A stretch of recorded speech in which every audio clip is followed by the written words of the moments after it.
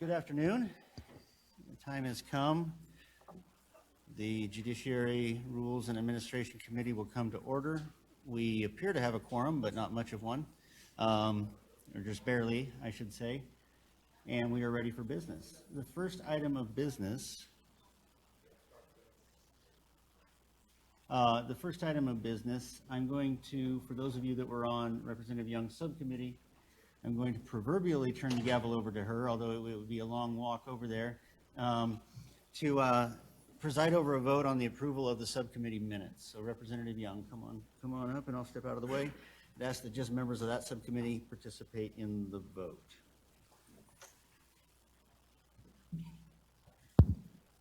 Thank you, Chairman Chaney. Those minutes should be in your OneDrive folder. So if you're on the subcommittee and you're having difficulty finding those, please let me know.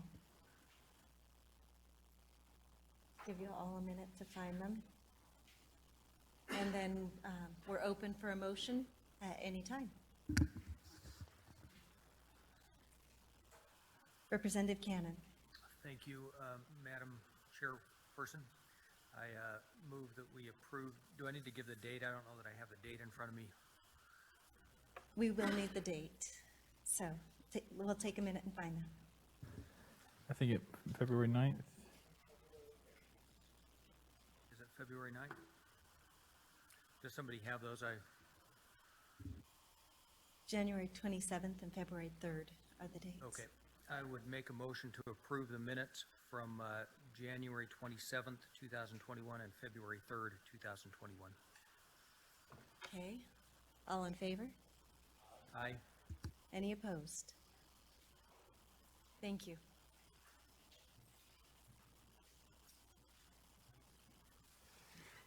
Thank you, and thank you to Representative Young and the subcommittee for your work. I would expect that the product of that to come up likely Tuesday on the agenda. We will resume with our public testimony of House Bill 195. Let me get to my list. And on the line via Zoom, we have Richard Epping.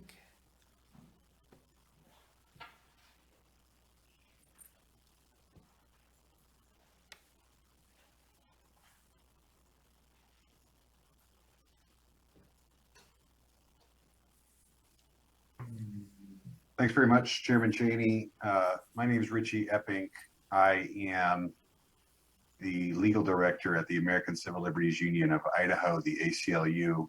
My understanding is that written testimony has previously been submitted on this bill from us, and so I'm just here to summarize that briefly and take any questions that the committee has. The ACLU opposes House Bill 195.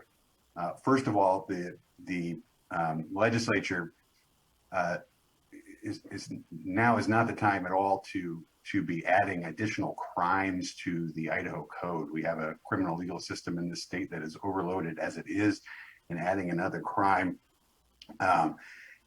adds even more exorbitant cost to that system. And this bill in particular adds even more costs because this bill will be the subject of constitutional challenges, both in individual cases and probably across the board as well.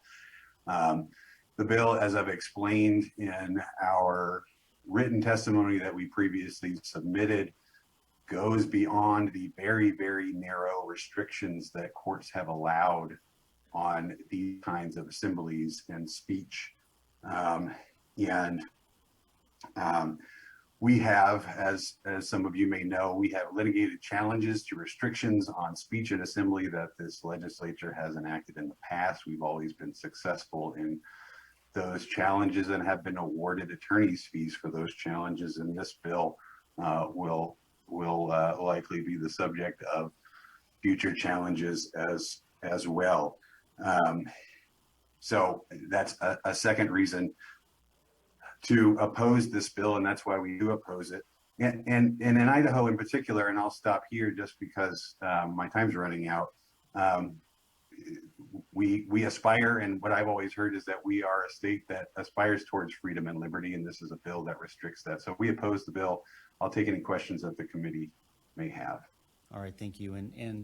Committee, I'm inclined, with this being the second day of questioning, to not take questions and to advance through. So thank you for your time, Mr. Epping. Before I call the next name, I want to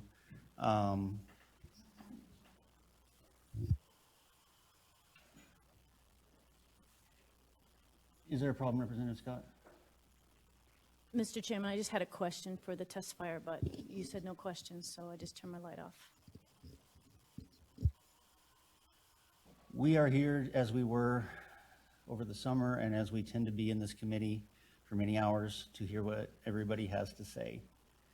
The rules that we live by are in place so that everybody, regardless of point of view, feels comfortable letting their voices be heard, whether they agree or not. That means no outbursts, no shouting from the gallery. It's kind of like a courtroom in that regard.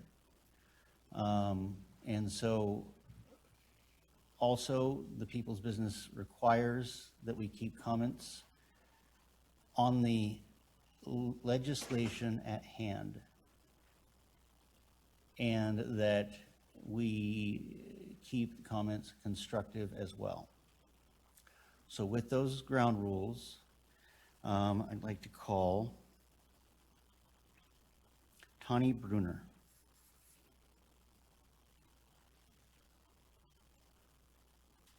And Ms. Brunner, you're the first testifier. It looks like the microphone has not been turned on yet. Could the page help? Oh, thank you. Can you hear me? Can everybody hear me? Yes. Thank you for letting me speak for 2 minutes, Mr. Chairman Chaney and committee members. This is the 4th time I've set foot in a Capitol building.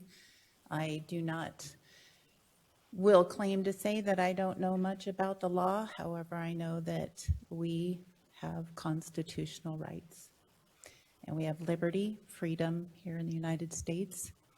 We all stand on the same land. In my opinion, this bill is very unconstitutional. In the following cases, the government has already established the bill attempting to be passed as unconstitutional. NSPA versus Village of Skokie, and pronunciation of the next word, apologize, I'm not really sure how it's pronounced. Terminelli versus Chicago, Wilson Lewis versus City of New Orleans. There's more.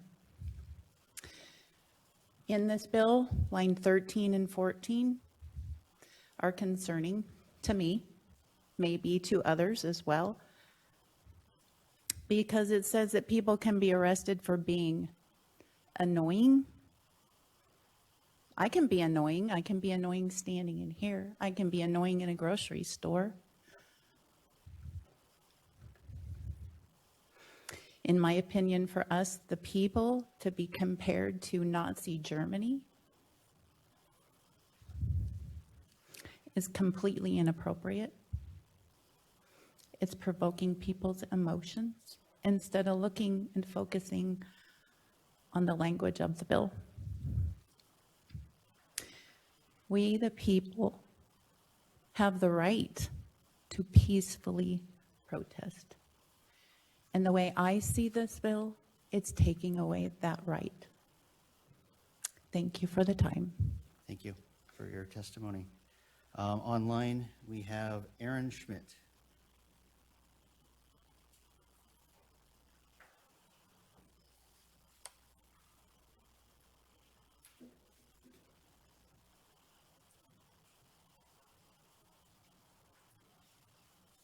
Can you hear me? I can. Hello? Welcome. A quick clarification before you start the clock. One That's moment, all. sir. I can barely hear you. Oh, I just had a quick clarification, if that's okay before you start the clock. Is there any way to turn his volume up or?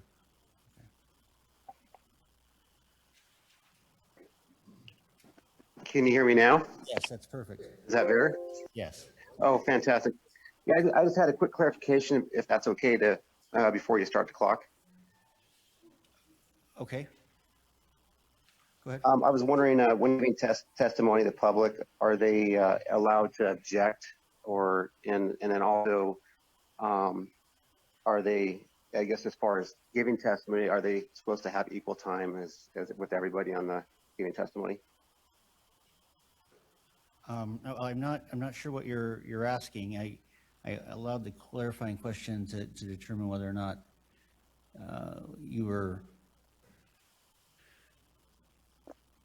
Sure. Could you restate your I question, guess what I'm please? saying is, if there's some proceedings that are occurring or maybe occurred, is the public allowed to object to maybe some mistaken mishaps that might have happened through that process, or are they not allowed to bring that to attention? That would be not germane to the legislation at hand. So, But if I would that ask you to speak to the legislation- content of the legislation and not the process. With Okay, that- so even if it's occurring during that legislation, it's still something that can't be objected. Is that correct? Clarification? Please speak to the legislation. I'm going to have LSO go ahead and start the time. Okay. I'm going to just assume that I can make an objection. Then I have a few different objections of what has occurred, and this is just to make sure this is on the record. I object to the public not giving appropriate time to review the bill. I also object All right, that sir, I believe your that there's testimony is not germane to the legislation. Do you Sure. have something to say about the words that are in the bill? Oh, I do. Yeah, I have several things about the words too. During the time I've had a chance to review that, there's a few different words that were used. One was harass, annoy, and alarm.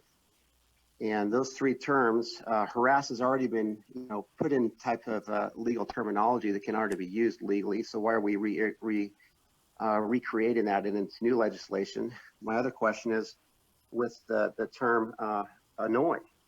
So if you look at the term annoy, the definition of annoy, I will read that to you. It says to cause irritation to another, make somewhat angry, to harass, disturb, or repeat attacks. So that's a very vague thing.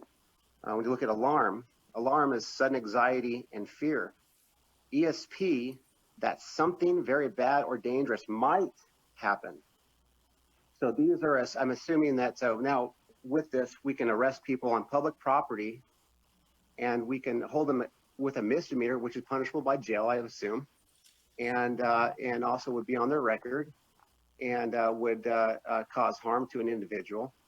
And I think that's very incorrect to do so. And kind of my background, and the reason why I'm opposed to this too, is that 10 seconds, sir. my wife and I drove 9 hours to give testimony there at this Capitol, and we were denied opportunity to do so. And I was arrested at this Capitol, just attempting to give testimony. And the people are being left in positions where it's Your unfair. time has expired, sir. And I guess the question is, why do we create new legislation instead of addressing the problem? All right, thank The you, problem sir. is, Thank you very much. let's represent the people. Next, we have Hello? Adrian Mirren. Welcome, sir. Thank you. Mr. Chairman, committee, my name is Adrian Marcoux. I'm from Nampa District 13. Before your time starts, I'm sorry, could you say your last name again for the record? Marcoux? Marcu? Yes, M-A-R-C-U. M-A-R-C-U, okay. And for those who are streaming, could you adjust the mic so it's pointing towards you? You're taller than the last presenter. Thank you. Thank you. I don't know if I'm going to have enough time. However, it's been brought here, the idea that people should protest, which I don't believe it should be protest, is people wanting to have their voices heard. These are not people that loot stores, that break in and do bad things. As somebody said in the pro testimony that there was a rifle shot. There was no gunshots. The police was there. If that would have happened, then somebody would have been gotten arrested. So number one thing is we were told to protest or talk at the office. I think this is your office, is that correct? We're talking and you just turn a blank ear and do whatever you like. I'm hoping to see different today. Last August, when we were here, all the testimony that day was against the bill of immunity, which only gives immunity to the government, nothing for the for the stores. They were told that it's for the store. And the only person that was pro that was the person that was the drafter of the bill. Duh. And that's, you know, if you do not want to hear us, how can we make our voices be heard? Okay? Number two, it was said here that people should use their best judgment. Wrong. If you are an elected representative, you should vote for what the people in your jurisdiction want you to vote. A ambassador is not going to go to China and say, hey, man, I feel like, if you want, free trade, I'll give you half of the land of the United States, okay? Because I could get a cheaper iPhone. No, they go with guidelines from the country that sends them there, and they do the right thing. And if you do that, you're not going to be afraid of needing a guard. You don't need to be afraid that somebody's going to come and camp in front of your house because you're doing what the people want. George Washington was eating with their people, and they never been afraid that somebody would come and harm them. Thank you, sir. You're welcome. Stephen Kaiser.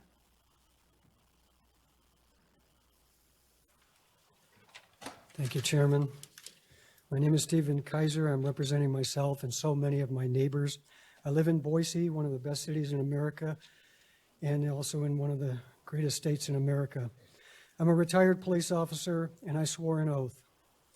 In the past 12 months, I've had small group conversations with way more than 200 people that I had never met before. And we all seem to find the common ground that there's a terrible attack on the United States Constitution and the Idaho Constitution. The Constitution has been suspended for about 12 months. Every effort has been made, that I can tell, to silence the voice of the people. It's a huge battle just to be able to get 3 minutes before you, or today 2 minutes.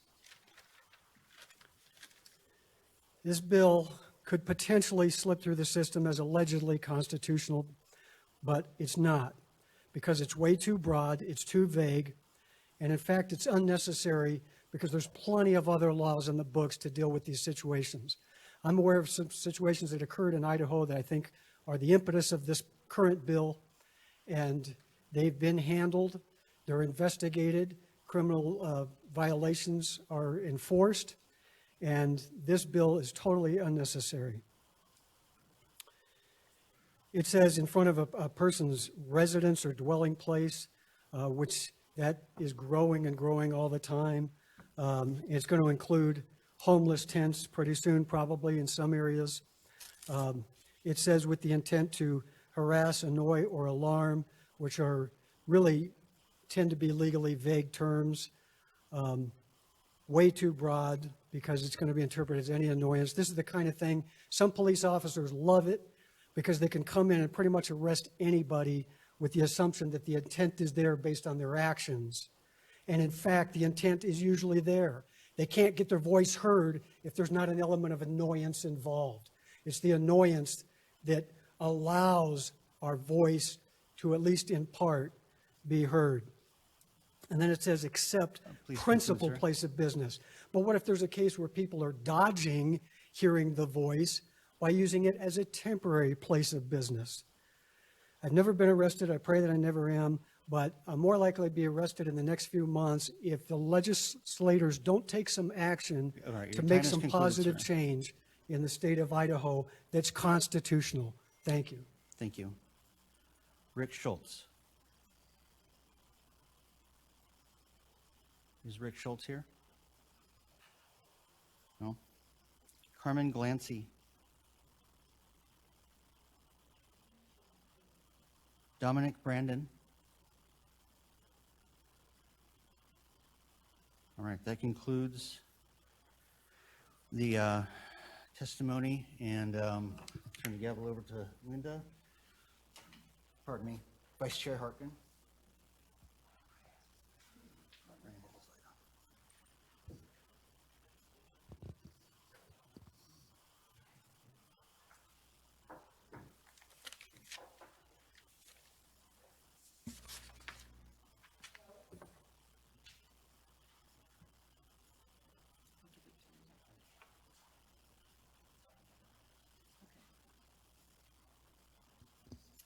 Representative Kirby. Madam Chair, I think that's all the testimony. That's all the testimony today. Okay. We will have,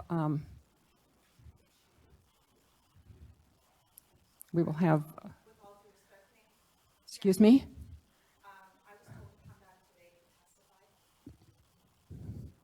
Were you on the list? Did we just now call your name? I'm sorry, I cannot hear you. No, ma'am, I was not called, but my name is on the list. What is your name? My name is Rosa Martinez. Weren't you here on Wednesday? Yes, ma'am, and I And you gave up your talking time? and that was not allowed. So I should still have my 2 minutes, and I was told that I would still get my 2 minutes if I showed up today, and here I am. Okay, you may have your 2 minutes. And then I will come back to you, Representative Kirby. Pardon? Yes. Yes. Go ahead. Ms. Martinez, I'm sorry, go ahead. Thank you very much, Councilwoman and committee members. My name is Rosa Martinez. Thomas Jefferson is quoted as saying, "When the government fears the people, there is liberty. When the people fear the government, there is tyranny." I grew up all over the world. I have witnessed firsthand how true this really is, and in today's society, even more so. Protesting is a form of checks and balances, the definition of which is counterbalancing influences by which an organization or system is regulated, typically those ensuring that political power is not concentrated in the hands of individuals or groups. My mom grew up in a dictatorship. My great-grandparents fought against Franco's regime and were ultimately captured and placed in concentration camps. I grew up with my great-grandfather by my side. He was my best friend. I would sit next to him and he would tell me stories about the war and when he was young. He would tell me how lucky I am to be an American. And even though I wasn't in the U.S. yet, he was sure one day I would be. He engraved the importance of freedom and liberty and justice for all into me. My dad was in law enforcement in the military. He is a Vietnam veteran from the Marine Corps. No one knows the protest experience more than those two entities alone. The other night we had dinner together and I spoke to him about this bill, and the first thing out of his mouth was, "You can't do that." I remember as a child there were people protesting at our base and even in our housing. As long as it stayed peaceful, everyone was allowed to stay and they were kept safe. Mind you, we were overseas in a country that did not allow that. Day and night they protested. I can even remember some of the chants being catchy and us skipping along to them as we skipped to the bus in the morning. I remember my sister and I asking that— Ms. Martinez, your time is up. I need to be heard, please. Thank you. Ms. Martinez, your time is up. Thank you very much. My dad retired from the military Ms. and was hired Martinez? by a civilian police department. Your time is up. I remember Thank you. him taking his oath once again and Please- how proud I was. I took that very Please step oath away. 25 years ago. Your time is up. Thank you. My oath to the Thank you. Constitution still stands. I will have to have you removed if you are not stepping away from the podium. I would like one more minute, please. Your time is up. Thank you. Okay, I'll make sure to note that. All right, moving on. Representative Kirby, Was that all the testimony? I believe that's all the testimony. Okay, then I just want to, I'd like to make a motion. Motion's always in order. Go ahead. I'd like to move to send House Bill 195 to the floor with a due pass recommendation. Thank you. We still have the presenters to finish. Representative Green, thank you for coming. Thank you, Madam Chairwoman and committee. Do we need to address the motion at hand, or should I go ahead and close out? Okay, thank you. Well, for the record, Representative Green, District 18, and it is a privilege to be back before you.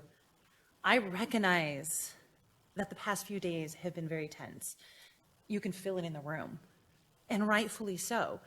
Making laws is a very, very, very difficult task, at times very tiring, and often unjust. I'm a Democrat in Idaho. Believe me, there are several occasions where I've thought laws were unjust or my voice was not heard. The tension in this room, it's rightfully so. The topic at hand is so very sacred. Also, our homes are sacred, our families are sacred, and our speech is sacred. The intent of this bill before you is meant to strike a balance of what we all consider to be sacred between our speech, our families, and our homes. And as we seek that balance, I ask you, when does your right to that sacred speech infringe on my right to domestic tranquility at home? I just want to repeat why we're here today. The events of the past year really can't be forgotten, as many people have testified here in this room. A new playbook was written, and several groups of individuals across the spectrum used it to terrify families in their homes. We saw an officer held captive in his home because he was doing his job. Where do we draw a line between protecting our civil servants, our law enforcement, in their home? Should we be doxing our law enforcement officers so that disgruntled clientele can show up at their home? Well, I want to reflect on that because I am a wife of a law enforcement officer. And I recognize there is an inherent risk with his job. But while he goes and does his job and my family is at home, should I expect protesters on my doorstep to remind me that my husband's job, that not everybody is happy with what he does? Should I expect his clientele in my front yard? Sheriff Donahue highlighted it best. Legislative officials, law enforcement, we sign on to this work, as you all well know. But the families, the spouses, we are home alone in our homes. We become the target of this type of picketing if we allow it to continue. The Fraternal Order of Police, the Chief of Police, the Sheriff's Association, all support this because they recognize the threat that can unveil itself to the officers' families for simply doing their job. It will become extremely difficult to keep good people in these careers if their families become the victims to this type of behavior. This intimidation is not victimless. The children and the spouses captive in those homes are unable to escape the objectionable language that's outside. They can't unsee it, nor can they unhear it. It'll be a memory they carry into adulthood, a fact that was articulated very well and very vividly by Steve Smiley. What? Please remain seated. Officers, could I have you remove him from the room? Please sit down. Officers? If he gets up, anyone that does that again is going to have to be removed. We've asked that you remain seated. Thank you. Thank you, Madam Chairwoman and committee. I'll go ahead and continue. Speaking back to the presentation and the speech that we heard from Steve Smiley, the memories he can't forget. But I'm going to say this, and what happened the other day. What will be the memories of my colleagues' children who were trapped in their home because the home is the last place to retreat to? What are going to be his memories? What are their memories? Where in history has it ever been okay for someone to show up at someone's house with pitchforks and torches? Absolutely never was that part of our contract to one another as neighbors. And that is a memory those children will carry with them into adulthood, just like Steve Smiley. The testimony of the past few days was passionate, intense, and very much appropriate because it occurred here in these very halls. These halls that were established for the very purpose of expressing your grievances. As highlighted in our opening remarks, the language before you is not new language. This intent actually is not new either. This isn't the first time the Idaho legislature addressed speech, as several of us can recognize, that even protected speech is not equally permissible in all places and at all times. In 2007, Idaho added to its Disturbing the Peace statute a provision that makes it a misdemeanor for anyone who willfully disrupts a memorial service, funeral procession, burial viewing, or ceremony. The provision was added in Idaho and over 45 other states following the egregious behavior of picketing at soldiers' funerals. You have a right. The people who showed up all have a right. The very right to redress your government has been secured in the very document we have all sworn an oath to. The very redress has also been protected by the 3 branches of government. At any point, if you have felt you have been wronged, you can redress your grievances with all available paths afforded to you. Look to the judicial branch.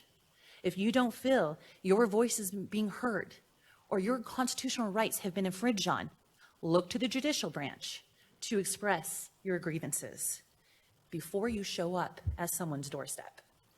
The legislation before you isn't novel legislation. Similar legislation is already in place in several other states and has already been upheld. As I highlighted in my opening remarks, and I will cede my time over to Representative Chaney briefly, the existing statutes and concerns regarding the First Amendment are very important to us, while at the same time, the sacred homes, our sacred families, weigh as just as important. With that, I'll hand over my time to Representative Chaney to close out our closing remarks. I thank you for your time. Certainly, it's been quite a few days, and you have all been very patient. I appreciate it. Thank you, Representative. Chairman Chaney, the floor is yours. Thank you, Madam Chairwoman. Members of the committee. Let me start with some housekeeping, if you will. In your manila folders today, you have Arizona Statute 13-2909. It's been on the books in the state of Arizona since at least the early 90s. I didn't go back and figure it out exactly because I also attached State of Arizona versus Fleta R. Baldwin. Appellate case. We dug, we searched, we looked, we couldn't find any follow-on case where this was at all contradicted. I would encourage the committee to begin by laying Arizona Law 13-2909 alongside House Bill 195. And specifically, the first line, a person commits residential picketing if, with intent to harass, annoy, or alarm another person, such person intentionally engages in picketing or otherwise demonstrates before or about the residence of a dwelling place of an individual, other than a residence or dwelling place also used as the principal place of business of such individual. My check also revealed that the only defined term in Arizona statute that I could find was the word person. This has been on the books for 30 years in our same judicial circuit. Arizona is also a member of the Ninth Circuit Court of Appeals. This has been enforceable for over 30 years.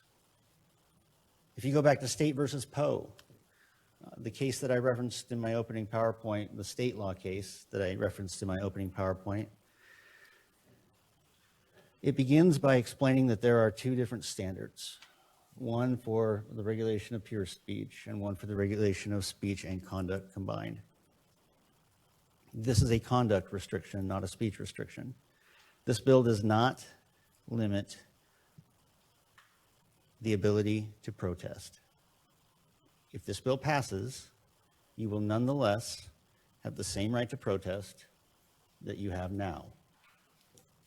It is a location restriction only, and it is a narrow one. The Poe case determined that our current disturbing the peace statute was not significant enough or not narrowly tailored enough to enforce in this sort of a situation. But as you can see from this Arizona law, this is. As for other consternation I've heard around the word annoy, this bill does not outlaw annoyance. That is a misreading of the bill. It does not outlaw annoyance. If it said any person who annoys, harasses, or alarms, then it would outlaw annoyance. It outlaws picketing with intent to annoy, harass, and alarm. The only legal justification I can find for taking issue with the word annoy is twofold. One, a 1972 Supreme Court case that said that one may not block a sidewalk in a manner that annoys another. Well, there's a subjective standard. You have to be a mind reader to know what would annoy another. And dicta in Poe that discusses the use of the word annoy without any qualification. But this is not the proscribed conduct. It is not unconstitutionally vague. It is held a test of time and legal challenge in a fellow Ninth Circuit state adopted by a fellow Republican-led legislature.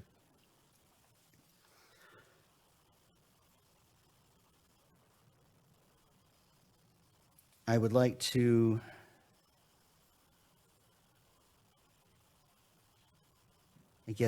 by means of transitioning to the next point, out of abundance of caution, put on the record a Rule 80 declaration now.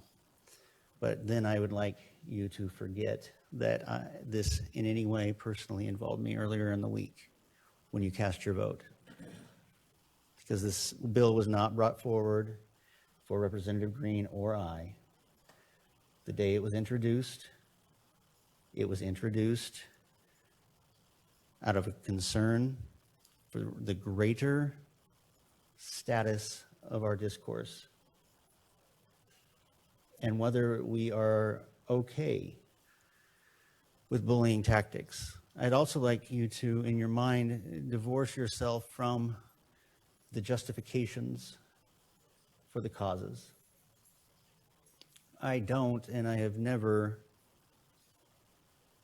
discounted the rightness or right to feel infringed that many have felt in the last several months. But there will always be an injustice, like Representative Green said, there will always be something that somebody feels is inappropriate. As for representing the people, the people who testified here are the people, but so are thousands and thousands who didn't. The people who demonstrated here or testified here or have come here deserve to be heard and deserve to be represented. And so did the thousands and thousands and thousands who haven't come. What typically happens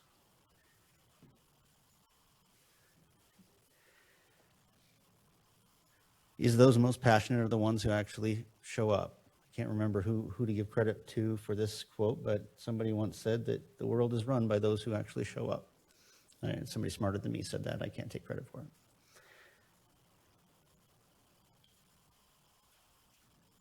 But sometimes there's a difference between being heard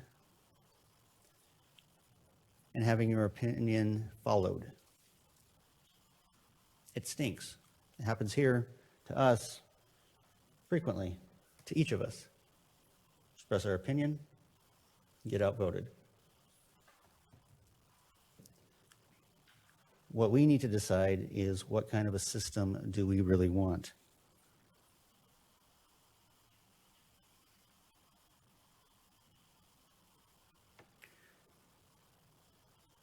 In closing,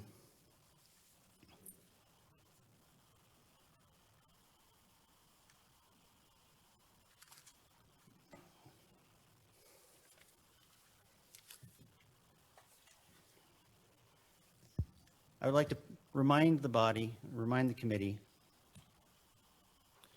that there are those that aren't comfortable in this building, and COVID-19 has nothing to do with it. That the sort of environment that is possible in our politics makes everyday, rational, good men and women uncomfortable to participate. There are people that if COVID-19 vanished yesterday would look at the events of the special session and still not darken the door of this building, who nonetheless are also the people, who also deserve to be heard, who also deserve to be represented. We have people who will never have a protest at their homes, but who likewise will never engage in a serious way in public debate for fear of this sort of occurrence, let alone run for public office. Most of the comments I've gotten in support of my legislation have been quiet for fear of triggering the attention of the bully tactics onto themselves.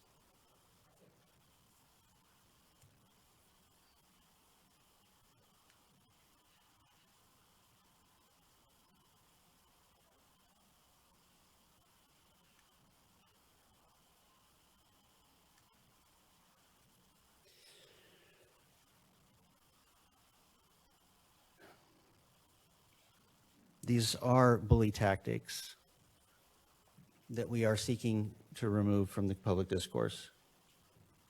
These are bully tactics. There would be nothing, hypothetically speaking, for one or two members of any body to weaponize through misinformation on the process that makes things seem nefarious that are routine. A very small group of people that would make just a couple of votes amplified beyond their actual acceptance by the people. It was said time and time again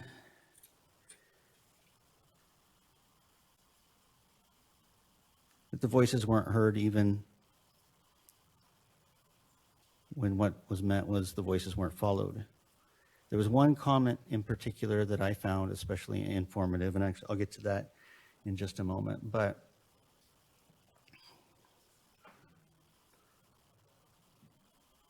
well, the comment was this. One of the testifiers said, "Quit passing bad bills and we'll quit doing it." There will never be a day when the legislative session meets and considers any legislation that somebody doesn't think that we have just passed a bad bill.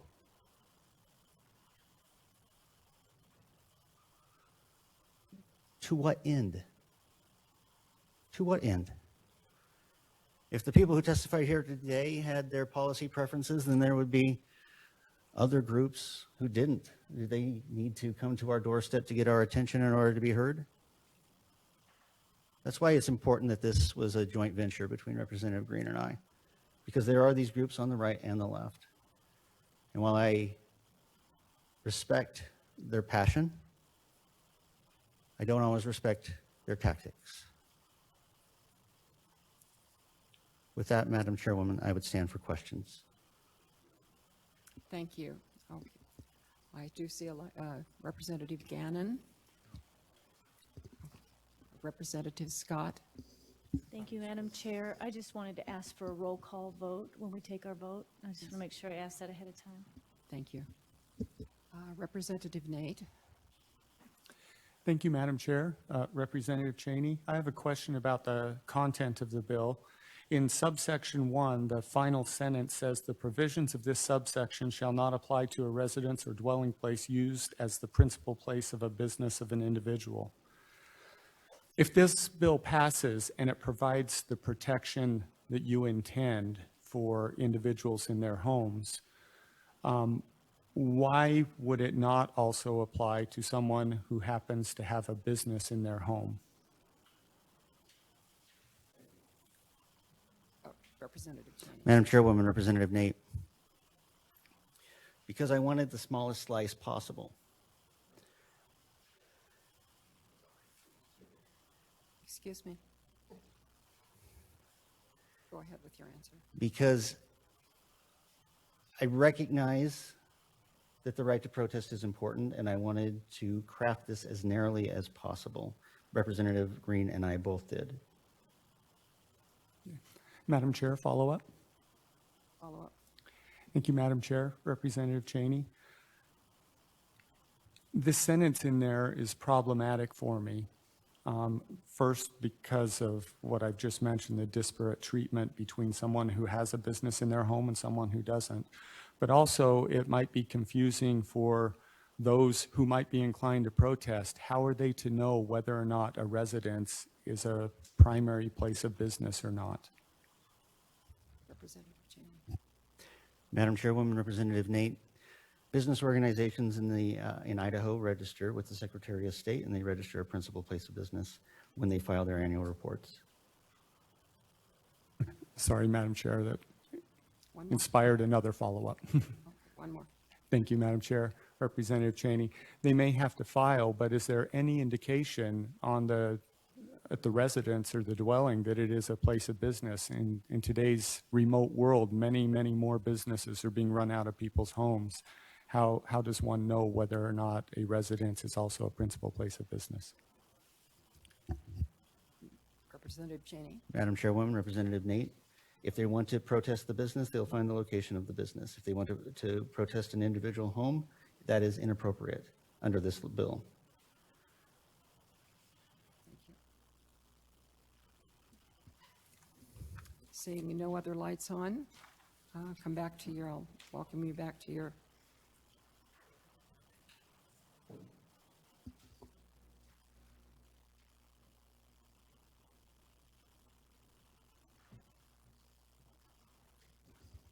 There is a motion on the floor. Is there any discussion to this motion? Representative Skog.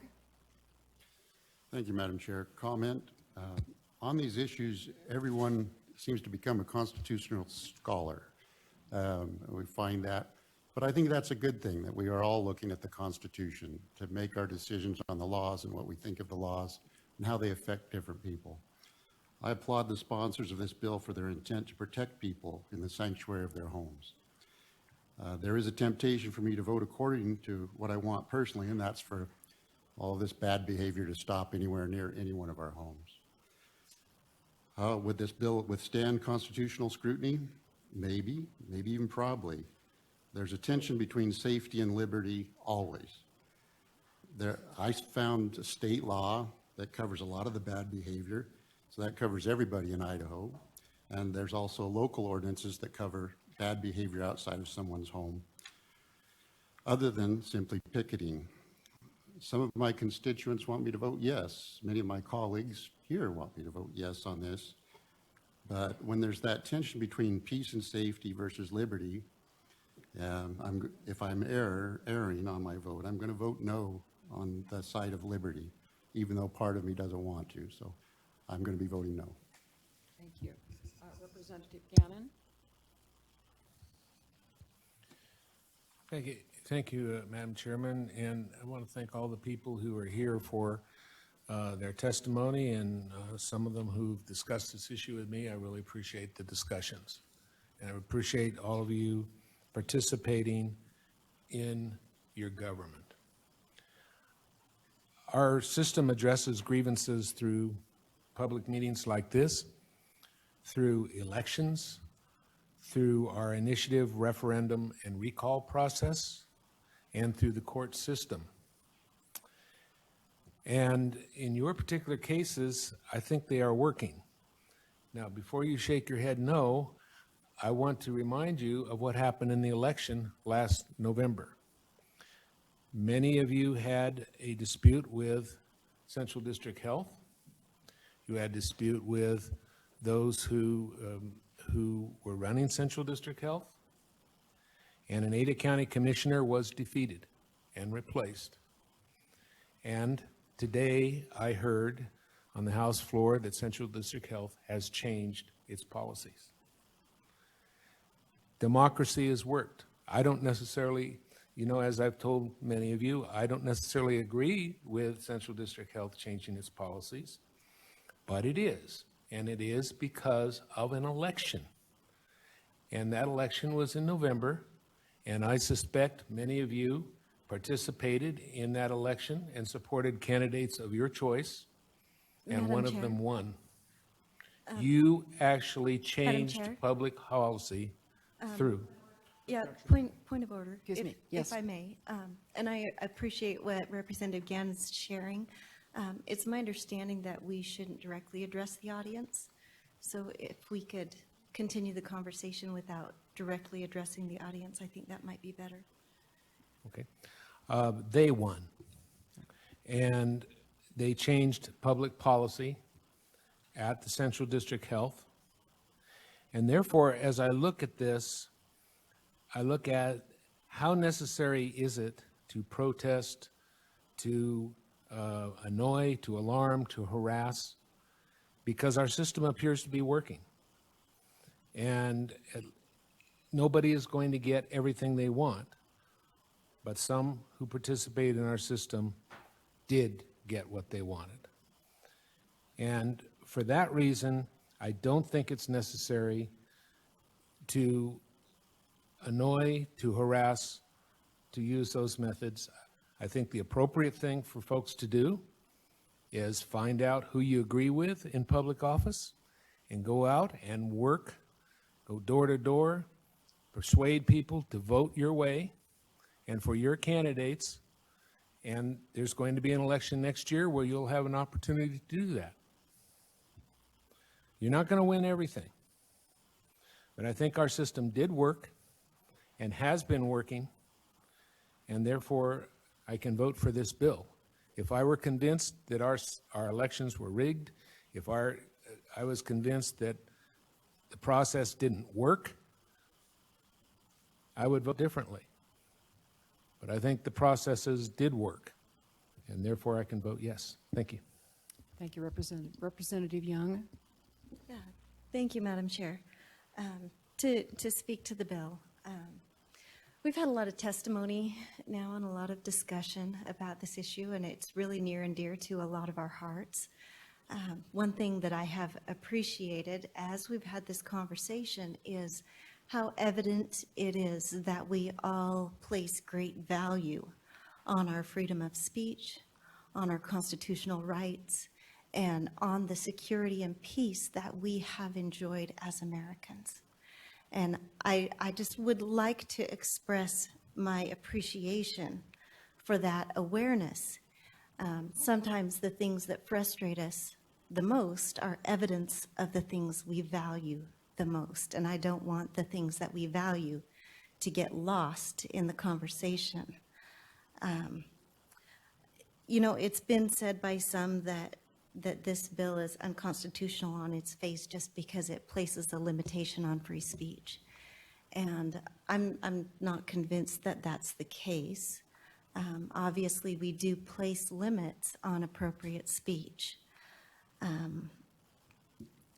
But that's not really the deciding factor for me in my vote.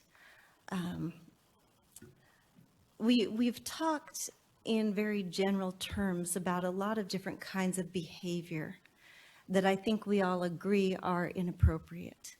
And so we've heard examples of vulgar language and people making noise outside people's homes, people being trapped, people targeting elected officials, and concerns that maybe people will be afraid to be involved in our public processes because of those kinds of behaviors.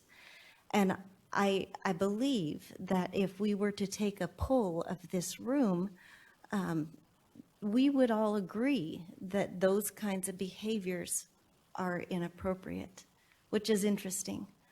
I'm a little bit troubled by what seems to be some inconsistency in terms of this idea that we're going to make a law and it's going to prevent bad behavior. we have already on the books in Title 18, 6409, a statute regarding disturbing the peace, which begins, every person who maliciously and willfully disturbs the peace or quiet of any neighborhood, family, or person by, and here's a list of options, loud or unusual noise, tumultuous or offensive conduct, or by threatening, traducing, quarreling, challenging to fight.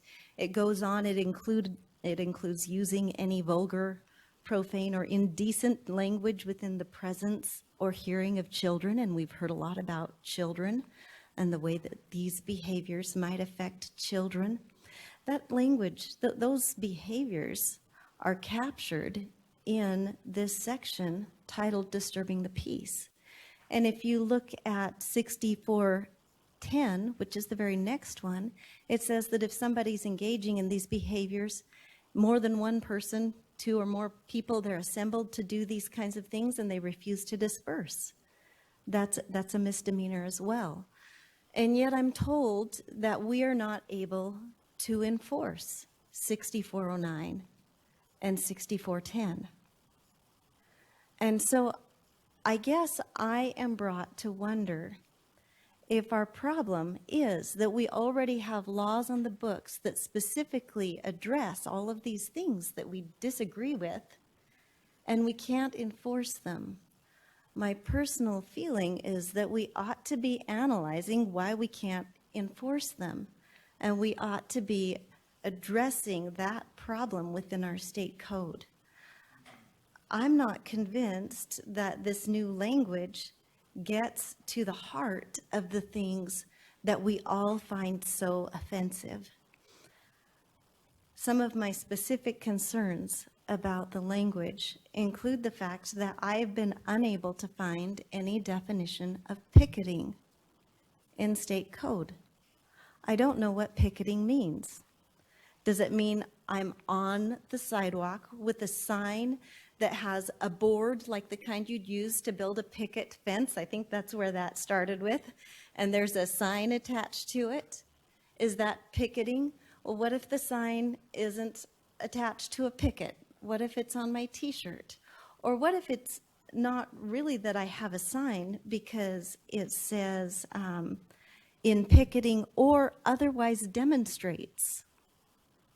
Well, what does otherwise demonstrates capture in terms of behavior? What does that look like? I don't know.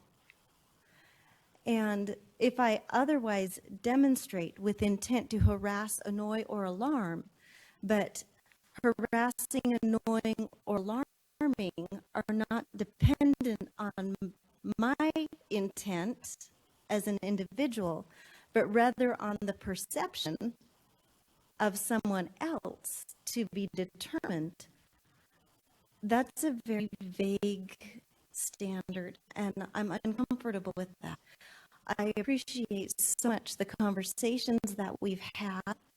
I'm very sensitive to the feelings of both sides in this conversation, and I guess I just want to address one more principal issue, and then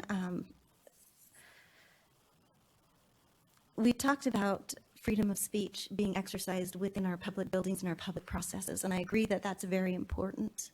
But I also believe that freedom of speech is intended to extend beyond those public buildings, just as freedom of religion is intended to extend far beyond the walls of a church. And I just hate to see us adopting that kind of mentality. In the end, I guess I feel a little bit like somebody who's trying to work with a couple in a marriage where the relationship is disintegrating. We have a contract as Americans between our government and the people. And that contract has allowed us to have a peaceful and stable relationship for many, many decades now. And maybe we're going through puberty, I don't know, maybe there's always been these kinds of questions, but sometimes it feels to me like there's a crisis of confidence in terms of the relationship between the people and their government. And, you know, when you have two opposing sides in a contract, sometimes I think it's important to remember what brought you together to form that contract in the first place. Just like we wouldn't want a married couple to forget about the interests of their children, I don't want us to ever forget about the common interest that we have, and that is freedom and the preservation of freedom. So in that context, I will be voting no, not because I disagree with many of the ideas that have been talked about here, but because I think there's a better way to accomplish what we are hoping to accomplish. So thank you so much. Thank you. Representative Nate. Thank you, Madam Chair, members of the committee. I will be voting no on this as well, and I just want to point out a few reasons why. The intent of the bill is well understood and appreciated, that people should be safe and feel secure in their homes. The execution of this bill, I think, has some problems. First of all, as one of the testifiers today said, we are talking about assigning a misdemeanor to these actions, and that's up to a year in jail. And I'm not comfortable with the penalty of up to a year in jail for some of the things that might fit within the language of this bill. The bill says picketing and otherwise demonstrates on the street or a sidewalk in front of a residence or dwelling place, and then later on with the intent to harass, annoy, or alarm. First of all, the word intent. I'm uncomfortable with that for any officials or law enforcement officers to try and figure out the intent of an individual, to get in their head and decide what they're thinking. Unfortunately, the execution of such laws is usually about asking the victim if they felt annoyed or harassed, when really this statute would say the intent of the person who is on the street or the sidewalk.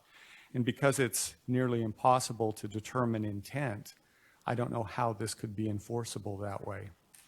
And the intent to annoy, the word annoy specifically, otherwise demonstrates with the intent to annoy.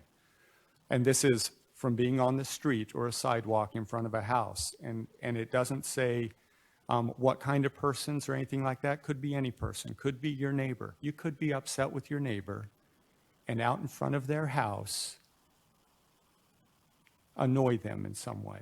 For example, you might be upset with their dog barking all night, and just at some point you want to make a gesture to them as you're walking down the street, from the street, and that would qualify under this law as a misdemeanor, simply because you made an obscene gesture with your hand as you walked by your neighbor's house. That's otherwise demonstrating an intent to annoy.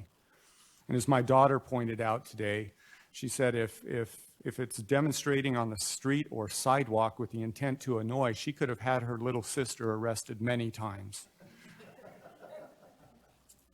And I still am uncomfortable with the language about the principal business being in a dwelling, with not being able to tell which home is the principal business and which home is not. And it would provide unequal protection for those who have businesses in their homes than from those who don't. It would also create a difficult, if not impossible, situations for those who want to make a demonstration to know which homes are legal for that and which homes are not.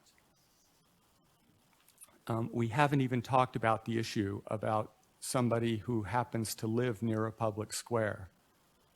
If there's an apartment building across from the Capitol, can you not demonstrate on the streets of the Capitol? That seemed to fall in the area of being illegal here.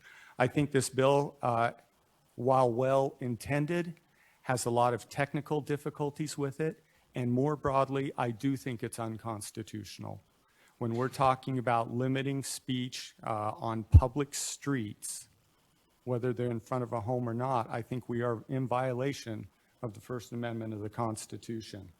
And finally, I'll finish with this. The process of getting this bill here and doing this hearing, I think it's reprehensible to compare demonstrators in America to Nazis or to Mao Chinese. And to say that somebody who is asking for their right to protest or asking to protect their right to protest is somehow comparable to Nazis or Mao Chinese. Let's remind everyone here that it is the Nazis who would execute people for their speech, for passing out a flyer or saying the wrong thing. It is the Mao Chinese who have draconian rules against those who want to simply speak out against their government. That should have no place here or anywhere in America. So I'll be voting no on this. Thank you. Thank you. Representative McCrosty. Thank you, Madam Chairman and fellow committee members. I think that this bill ultimately has to do with the people's ability to redress their government, our government. In the last few days and really throughout the course of the session, we've seen people, whether they are Joe or Jane off the street or professional lobbyists, state agency heads, they come before us and they tell us what they want, expect, need, don't want, expect, or need from their government. All those things are very important. And it's how we do the job that we're supposed to do. Some of you may recall part of my journey here today had to do with what took place in a legislative session 10 years ago, a decade ago. And the legislature was trying to pass and ultimately passed some education laws that many of my teaching colleagues, students, parents, all across the state. In my particular case, I came down and testified just like these people did. I waited very patiently, probably more patiently than I should have. But I waited for 2 days, and I sat through the first day of hearings, and I waited my turn, and I didn't get my turn. And I came back for the second day, and I was promised my 3 minutes, and then there was still a huge long line of people who were waiting to testify, including myself. And as a way to accommodate those people, which included me, I was given 30 seconds. So I took my speech, and I cut as much as I could, and I cut to the chase as fast as I could, and I got my 30 seconds. And I had my opportunity to speak to that particular committee. The committee passed the bill anyway. The legislature passed the bill anyway. There were many protests that took place.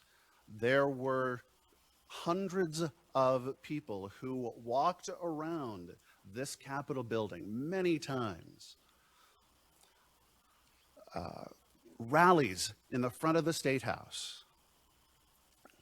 But what I can tell you, something that I never did and no one involved with that ever did. They didn't go to any legislators' homes and protest in front of them. They didn't go in front of the governors or the superintendent of public instruction and protest in front of their home. We did it in a public space where it was appropriate. What we ultimately did after that was to utilize the referendum process and to just jump ahead in the story. We collected all the signatures we needed to collect. We got the referendum issues onto the ballot, and the people's voice was ultimately heard at the ballot box. It took 2 years, but ultimately the people's voice was heard. And so the process worked like it was supposed to. Something that Representative Green also mentioned earlier was that if we don't like if we don't like the result, we can take the issue to court. So there's another method to redress our government. And finally, just to bring it all back to me, because it's about me, You can run for office like we all have done. There are methods to address and redress your government in ways that don't involve having to harm families, intimidate, dare I say, alarm or annoy or harass our families. They didn't sign up for this. I don't want my spouse to have to deal with this because of how I vote on a particular bill. That's not fair. There is an inherent clash, and that's the real challenge behind this bill. We do have free speech rights, but I also have a right to enjoy my property. I have a right to privacy, and I deserve that. So how do we ensure that we have both of those two things, or where's the line crossed? I think that this is an appropriate bill, and some may agree with me, some may disagree. That's the choice that we're going to make today. I'm going to be voting yes on House Bill 195. Thank you. Representative Nash, you had your light on. Did you change your mind? Enough's been said. Representative Kirby, I see your light on. Madam Chair, thank you very much. A lot of things have been said. I don't want to repeat anything that's been said here, so I got a little bit different tack. So I taught for 21 years, and then I was a school administrator for 21 years. And when I'm teaching in a classroom, kids maybe talk to their neighbor a little bit, or they pass notes, and you don't spend much time worrying about it. But if a kid starts to harass or bother another kid, I'm the government in that class, and I have responsibility to the kids in that class to make them feel safe, secure, and to keep a real positive learning environment where good things can happen. So as the government, I did not let kids harass and bother each other. They're not going to learn like they should. They're not going to be happy to be there. They're going to wish they're somewhere else, and it really detracts from what that society is trying to accomplish. Then I became superintendent, and now I don't have a classroom anymore, but I have, people still getting angry. So you sometimes have we would occasionally have a teacher that would mistreat kids. I did not let that go on, okay? We had rules against that. I was again the government. Teachers could be pulled in for, they could be counseled, they can be put on unpaid leave, they can be terminated. We can't let that happen.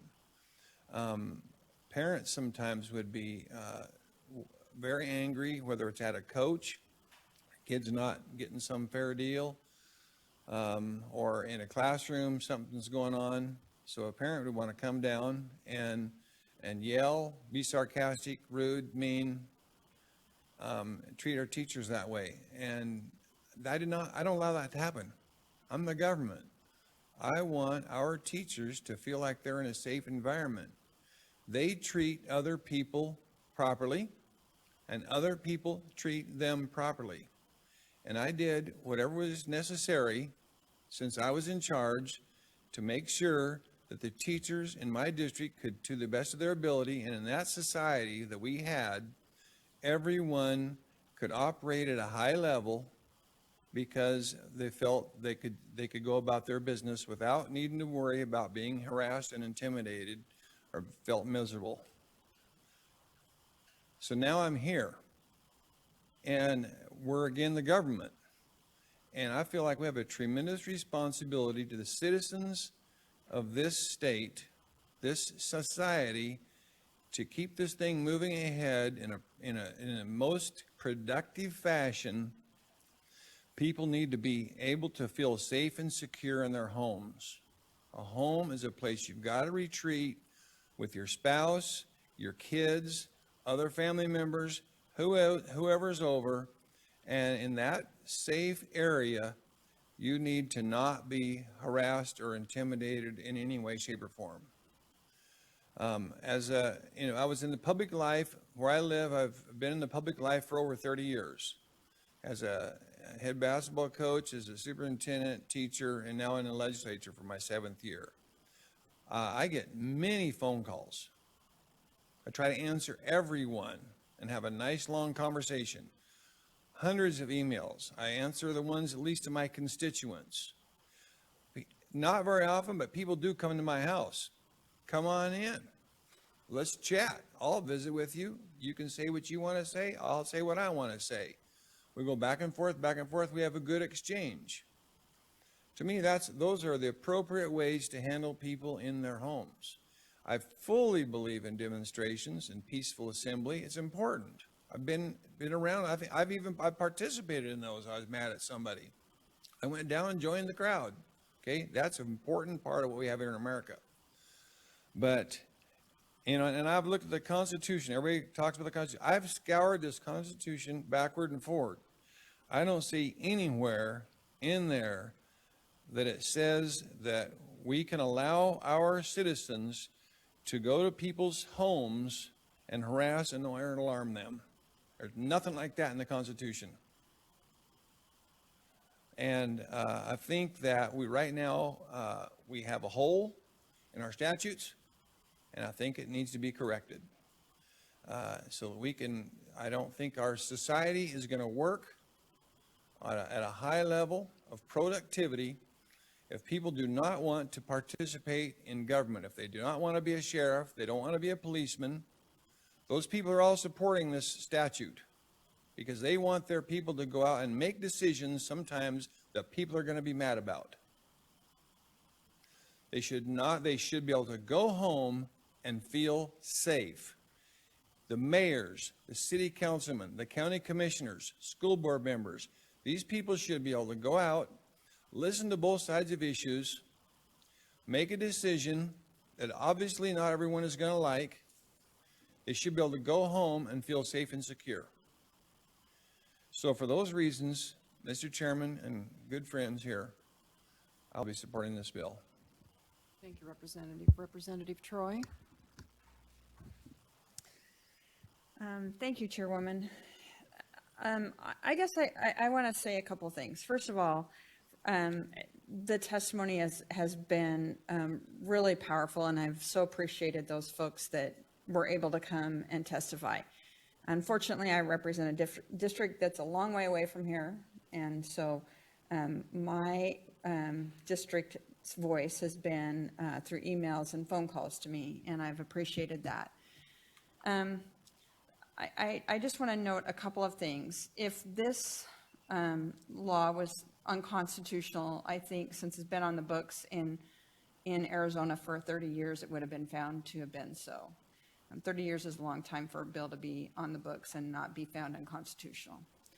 So that said, I think that our legislature has to take some responsibility for some of the laws that we've passed in the last few years. And I'm very disappointed that Representative Marshall's not here because we've had a lot of conversations about this. And he's done a really good job. You know, he's a constitutional scholar, really a constitutional scholar, unlike me. And he says, you know, we have these two kind of things within our Constitution, the right to freedom of speech, the right to assembly, and those are values that we hold dear. But we also hold dear these values that we can be safe in our home. Our Idaho legislature has made some choices in the last few years that are bringing those two competing values closer together and closer into contact. And they are bills that I have voted for, proudly voted for. And I'm sorry to see the good senator leave, who's been part of that. We have expanded the castle doctrine in this state. And we have expanded the stand your ground doctrine in this state. So we're saying that if you come on my property and I feel threatened, I can shoot you. So stay the hell off my property. We have also passed trespass laws, which which I am a huge supporter of. I think our private property is one of the most sacred values of our state. And in fact, when we passed that trespass law, I said, I want to pass a law that says, if I want you on my ground, I can put a sign up and say, come on my property, I don't mind. And all the rest of the ground, you know it's not yours, stay off. That's how I want to deal with trespass laws, because I've dealt with way too many people being on my private property, and I have to argue with them to get off of it. And so those are bills that we have passed since I've been in the Idaho legislature. And those bills that we as legislators have chosen to pass bring those two conflicting issues closer together. And we have a responsibility to our citizens to say that we made those choices. We've put this thin blue line in more and more danger by saying we want you to protect this space between these two conflicting pieces of our Constitution and our values, and we want you guys to protect us more, and we're causing that conflict by some of the things that we've passed. This has been a struggle. I have stayed awake at night worrying about this. Poor Representative Marshall, I've talked him to death about this. I think I'm going to take responsibility for these other bills that I've supported in the past, the Castle Doctrine, the Stand Your Ground, and the trespass laws, and say that we are causing some of this conflict ourselves. And I'm going to support this because I do think that we have caused some of this problem ourselves. Thank you, Chairman. Thank you, Representative. Representative Amador. Thank you, Madam Chair. Obviously, and I'll be brief because I know we've been going for a while now, lots of passion on the issue, and I think there should be passion on the issue. And anytime you're looking at, potentially putting a little squeeze on people's perceived civil rights, it's going to be uncomfortable. And I can tell you, I don't like this law. I don't like this bill. And I don't like it because we're in the position that we have to actually deal with it. If some of the events that hadn't occurred over the last several months or years hadn't occurred, I don't know that we would see this legislation. But we have seen those things happen, and people have been stuck in their home and fear for the lives of their families, and that's an incredibly difficult position to be put in. And so we are put in this situation where we're going to have to make a really difficult decision, and certainly something that I struggle with in the sense of balancing those competing interests. But I do think there probably, because of where we're at, there probably does need to be some changes. Is this the perfect solution? I don't know.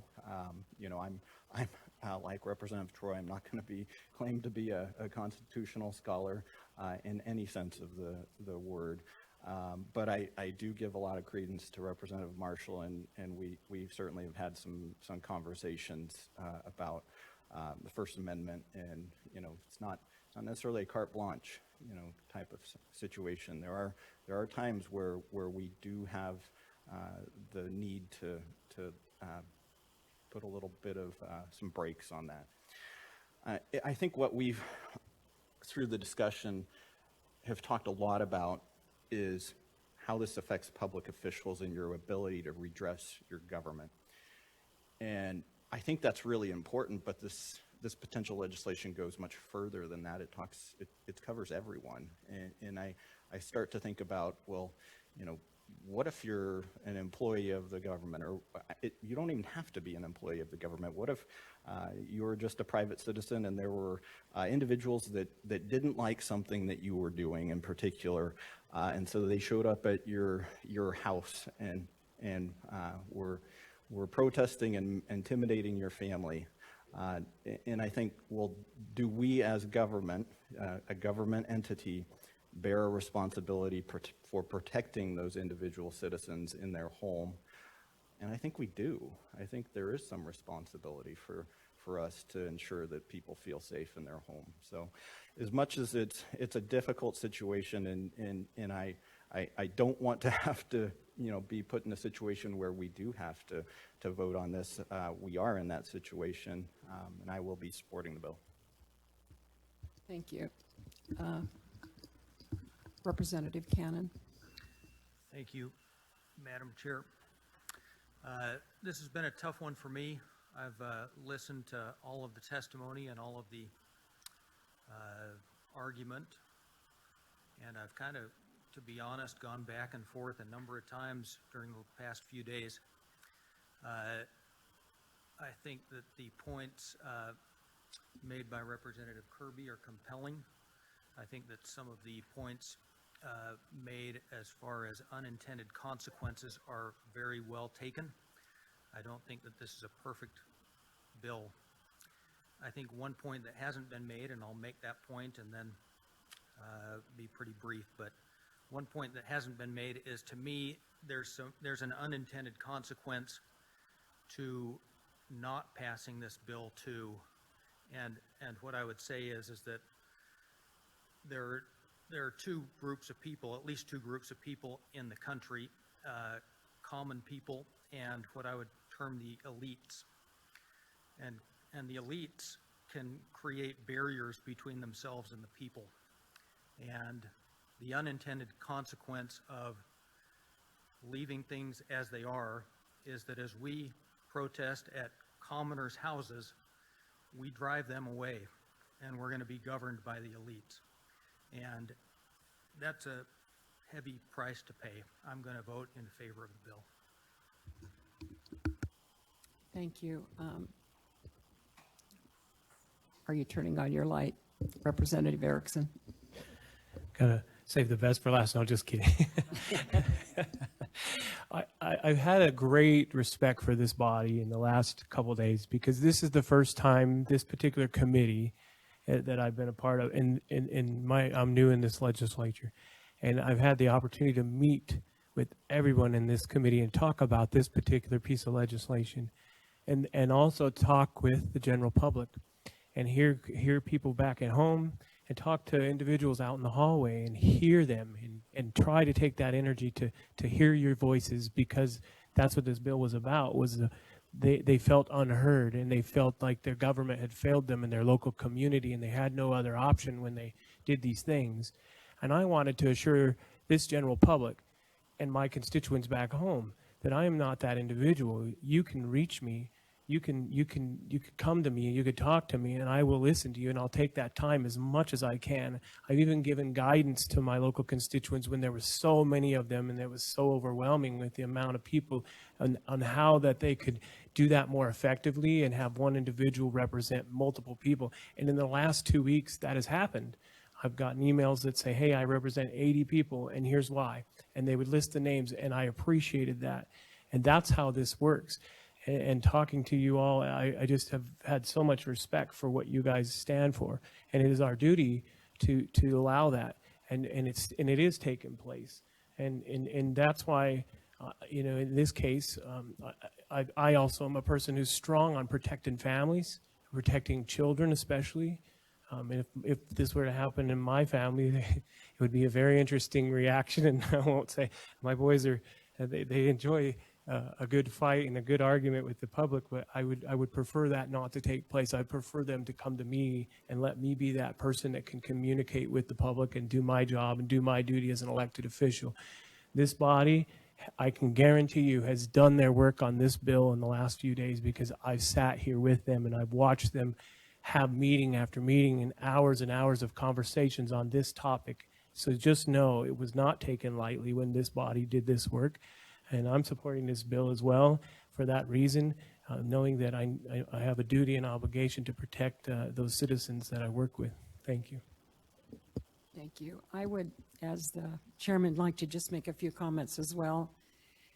And I want to make it as a comment from a person in my private life. There were people who didn't particularly like what my husband did for a living, and we had several incidents at our home. And personally speaking, I mean, I appreciate all of you coming in to testify.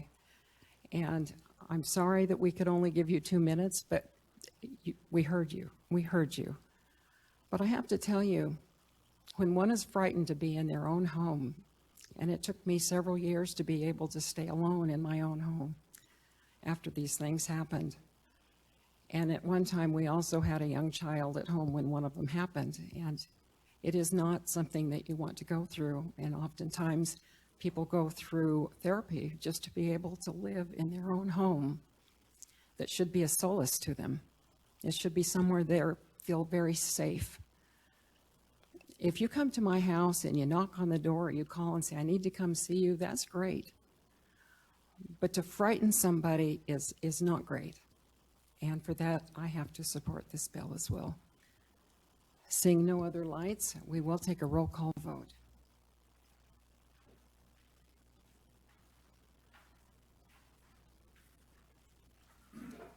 Madam Chair, I respectfully and humbly request that I be able to make a comment before the vote. I'm sorry, sir. We're just about to take the vote. And you did get to make a public comment yesterday. Thank you. Beginning roll call. Representative Kirby? Aye. Representative Amador? Aye. Representative Scott? No. Representative Marshall? Excuse me, he's absent. Representative Troy? Aye. Representative Young? No. Representative Nate? No. Representative Cannon? Aye. Representative Erickson? Can I please get a double check on that? Was that an aye or nay? Yes. Representative Skog? Nay? Was that a nay? Representative Gannon? Representative McCrosty? Representative Ruckty? Representative Nash? Representative Hartgen? Aye.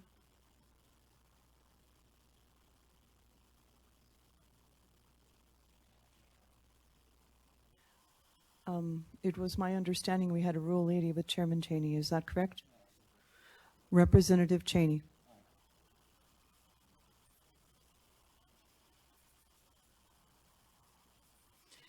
11 aye and 4 nay.